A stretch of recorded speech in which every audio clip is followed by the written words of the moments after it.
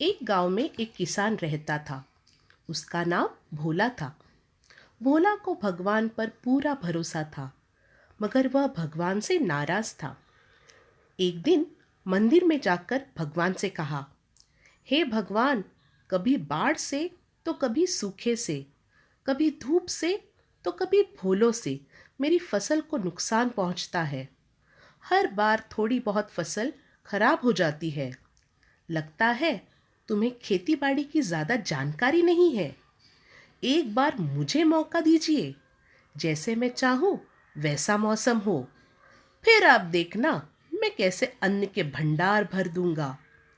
भगवान ने इसकी प्रार्थना स्वीकार कर ली।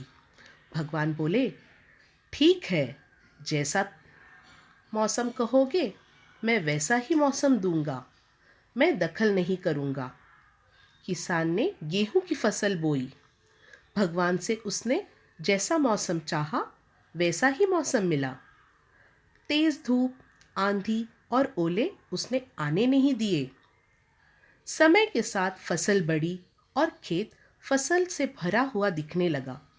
मगर जैसे ही फसल पकी तो किसान ने पाया कि गेहूं की बालियां तो मोटी मोटी थी, मगर उनमें दाना एक भी नहीं था। वह नाराज होकर भगवान के पास गया। भगवान बोले, मेरे भोले भक्त, तुमने अपने खेत के पौधों को तेज धूप, आंधी और ओलों से संघर्ष नहीं करने दिया। इन्हें खुद को ताकतवर बनने तथा फलने का मौका नहीं दिया। इसी कारण वे खोखले रह गए।